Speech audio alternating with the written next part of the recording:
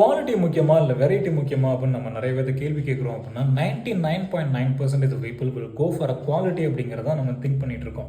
But இங்கே உண்மை என்ன அப்படின்னா இப்போ உள்ள சினாரியோ படி most of the people will go for a variety rather than quality அப்படிங்கிறதா உண்மை. இதுக்கு ஒரு ஜென்ரலான ஒரு எக்ஸாம்பிள் சொல்லணும் அப்படின்னா டப்பர் வேர் அப்படிங்கிற ஒரு கம்பெனி எடுத்துக்கலாம். டப்பர் வேர் அப்படிங்கிறது பரிச்சயப்பட்ட ஒரு கம்பெனி. ஒன் ஆஃப் த மிகப்பெரிய ஒரு டியூரபிள் குவாலிட்டியான ஒரு ப்ராடக்ட் என்ன அப்படின்னா டப்பர்வேரோட ப்ராடக்ட்ஸ் பக்கா டியூரபிள். அவனுடைய மிகப்பெரிய ஸ்ட்ரென்த் என்ன அப்படின்னா குவாலிட்டி தான் அவனுடைய மிகப்பெரிய ஸ்ட்ரென்த்தே. பட் அதுவே அவனுக்கு வீக்னஸாக போயிடுச்சு. நவம்பர் 2024 அப்போ அந்த கம்பெனி வந்து பேங்க்ரப்சி அப்படிங்கிறத அனௌன்ஸ் பண்ணாங்க. அவங்க அனௌன்ஸ்மெண்ட்டில் உள்ள மேஜர் ரீசன்ஸ் என்னன்னு பார்த்தோம் அப்படின்னா லிமிட்டட் இன்னோவேஷன் அப்படிங்கிறது one of the highlighted reason. For example வந்து அவனோட ப்ராடக்ட் வாங்கிட்டாங்க அப்படின்னா திருப்பி அந்த கம்பெனிக்கு போகணுங்கிற அவசியம் இல்லை அப்படிங்கிற மாதிரி ஆயிடுச்சு. பிடிக்கலைங்கிறது கிடையாது, அவசியம் இல்லை. ஏன்னா அவ்வளோ குவாலிட்டியாக இருக்குது, நல்லா உழைக்குதுனால திருப்பியும் போய் அதே ப்ராடக்ட்டை வாங்கணும்னு அவசியம் இல்லை அப்படிங்கிறது தான் கன்சியூமருடைய ஒரு பதிலாக இருந்துச்சு, ஃபீட்பேக்காக இருந்துச்சு.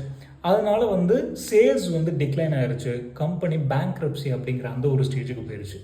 இதே மாதிரியான ஒரு சினாரியோ 2-3 டெக் ஜெயண்ட்ஸ்க்கும் நடந்திருக்கு. ஒன்று வந்து என்ன அப்படின்னா நோக்கியா, லிமிடெட் இன்னோவேஷன். இன்னொரு கம்பெனி என்ன அப்படின்னா சுதாரிச்சிருச்சு.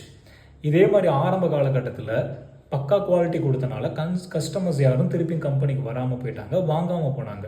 அவங்களோட ஃபவுண்டர் வந்து யோசிச்சு என்ன பண்ணார் அப்படின்னா அப்டேட்ஸ் அப்படிங்கிறத கொடுக்க ஆரம்பித்தார், அப்கிரேட் பண்ண வச்சார்.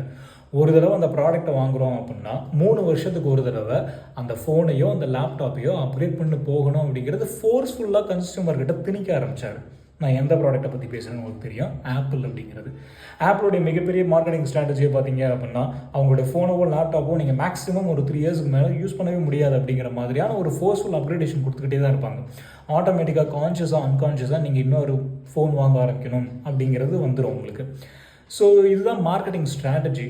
ஸோ இப்போ நீங்கள் சொல்லுங்கள், most of the people will prefer quality or variety அப்படிங்கிறது தான்.